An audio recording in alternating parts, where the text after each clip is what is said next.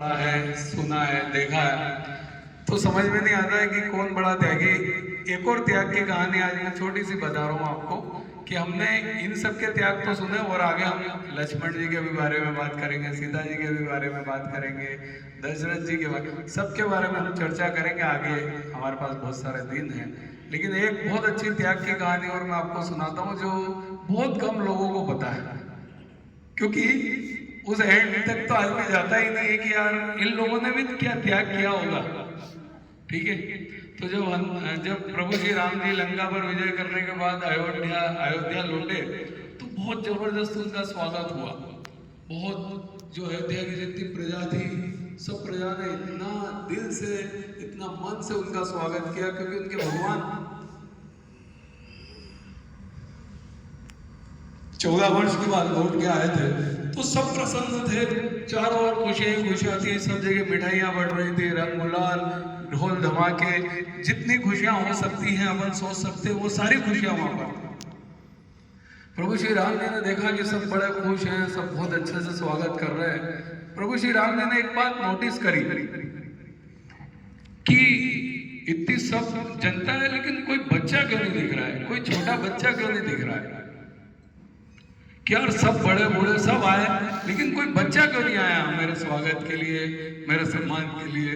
हाँ, ये बात उन्होंने पूछी कि ये क्या बात है कि कोई बच्चा क्यों नहीं है, इस पूरी भीड़ में एक भी बच्चा क्यों नहीं है। तो जो बात उनको पता लगी ना,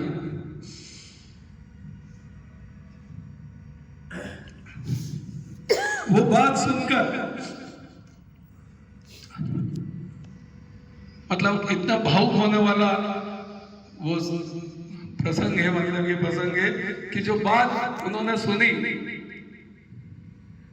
तो राम जी भी विचलित हो गए कि यार इतना त्याग, इतना त्याग।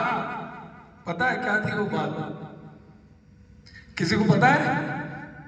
किसी को नहीं। मैंने अपने ग्रुप में पहले सुनाई है, किसी को नहीं पता?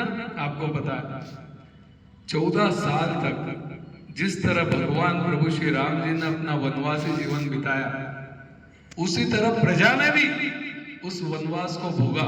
बिल्कुल वनवास के अनुशासन और नियमों का पालन किया। कोई शादी नहीं हुई, कोई किसी के घर उत्सव नहीं हुआ, किसी के घर बच्चा नहीं हुआ, कुछ भी नहीं। 14 साल तक उन्होंने प्रभु श्री राम जी की तरह वनवास को भोगा। ऐसी भी प्रजा, इतना त्याग किसी प्रजा का किसी राजा के प्रति हो सकता है? तो त्याग की अगर और सबसे बड़ी कहानी बताऊं तो मैं ये है कि एक भी व्यक्ति ने किसी तरह की कोई घर में मिठाइयां नहीं बनाई। बिल्कुल वनवास का अनुशासन, वनवास की मर्यादा, जिस तरह प्रभु श्री राम ने जीवन जिया पूरी प्रजा ने भी उसी तरह का जीवन जिया। और यही कारण था कि वहां कोई बच्चा भी पैदा नहीं हुआ, क्योंकि कोई उत्सव ही नहीं हुआ, कोई शादी ही नहीं हुई, पति पत्नी साथ ही नहीं रहे। तो इतना बड़ा त्याग अयोध्या की प्रजा ने अपने प्रभु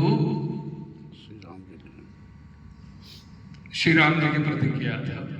तो इतना बड़ा त्याग सुन के मैं बहुत भावुक हो गया था जब मैंने ये पहली बार सुना था, और आज भी सुनाते हुए वो भावुकता मेरे अंदर आई जाती है।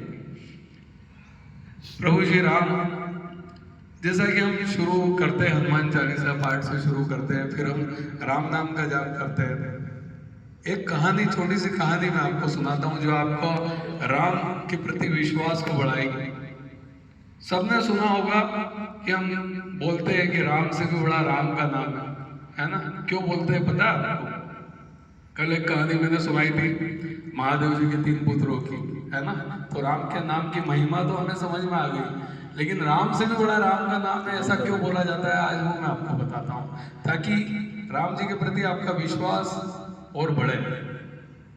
और आप भी जो जाप करेंगे ना तो आपको मजा आएगा जाप करने में, इस कहानी को सुनने के बाद। कि आस्था की असली परीक्षा तब होती है कि जब हम प्रभु से कुछ मांगे और वो हमें न मिले तो भी हमारे मुंह से उनके लिए धन्यवाद निकले। राम जी का दरबार लगा हुआ था, हनुमान जी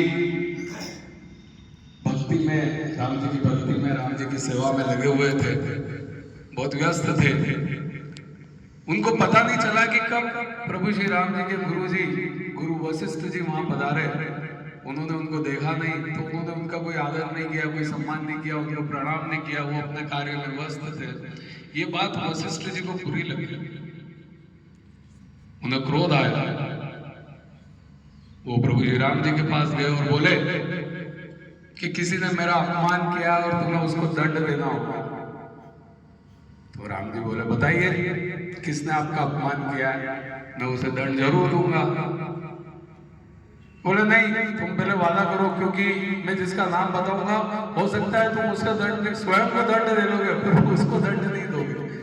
तो पहले तुम वादा करो और अमोघ बाण से उसको दंड देना पड़ेगा। अमोघ बाण मतलब सबसे शक्तिशाली बाण होता है अमोघ बाण, उससे दंड देना पड़ेगा अपराधी को।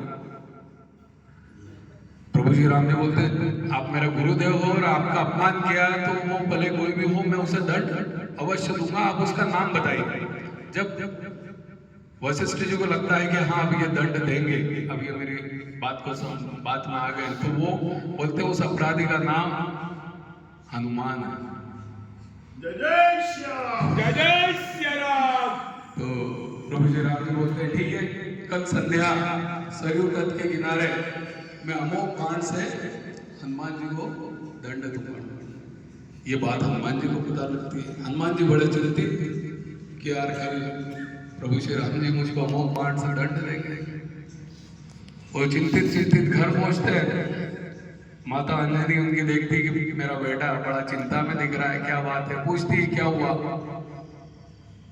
बोले माता यूं तो मुझे इस पूरे ब्रह्मांड में कोई नहीं हरा सकता, कोई ब्रह्मांड में मुझे मार नहीं सकता, लेकिन कल प्रभु श्री राम जी मुझे अमोघ बाण से दंड देने वाले हैं और सब खत्म हो जाएगा। अतुलित बल धामा, जिनकी बल की किसी से हम कल वो नहीं कर सकते, तुलना नहीं कर सकते, ऐसे बलशाली हमारे हनुमान जी। तब माता अंजनी उनसे कहती कि बेटा चिंता मत कर,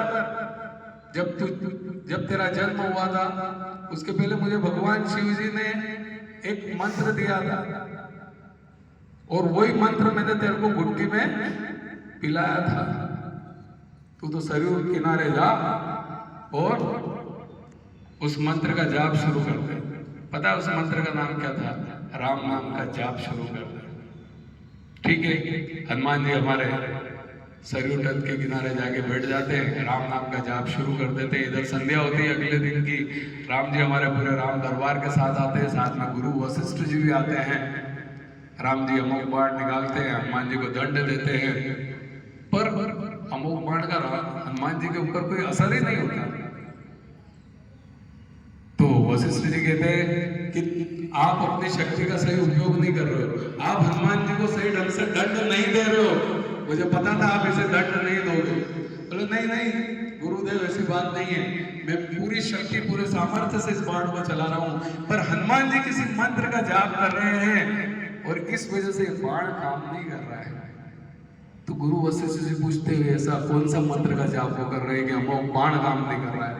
बोले वो राम नाम का जाप कर रहे हैं। गुरु वशिष्ठ जी ने प्रणाम किया, बोले मैं नगर मैं ये राजपाट सब छोड़ के जा रहा हूँ और जंगल में किसी आश्रम में रहूंगा और राम नाम का जाप करूंगा। तो ये राम नाम की महिमा है कि अगर पत्थर पर भी हम राम का नाम लिखते तो पत्थर तैर जाते हैं। इसलिए कहा गया है कि राम से भी बड़ा राम का नाम है। बोलो जय श्री राम। जय श्री राम। तो एक छोटी सी कथा, छोटा सा प्रसंग था जो हमारा राम के प्रति विश्वास को बढ़ाता है। तो इसलिए राम नाम का जाप करना बहुत जरूरी है। अगर हम प्रतिदिन राम नाम का जाप करते हैं तो एक अलग ही शक्ति हमारे अंदर आती है, एक अलग ही चेतना हमारे अंदर आती है और उसके बाद तो काल की भी हिम्मत नहीं कि वो आपको हाथ लगा ले। ठीक है, तो हम इसलिए राम नाम के जाप से हमारा ये शुरुआत करते हैं। तो आगे और भी हम कई तरह के प्रसंग और ये लेके आते रहेंगे। चलिए अब हम प्राणायाम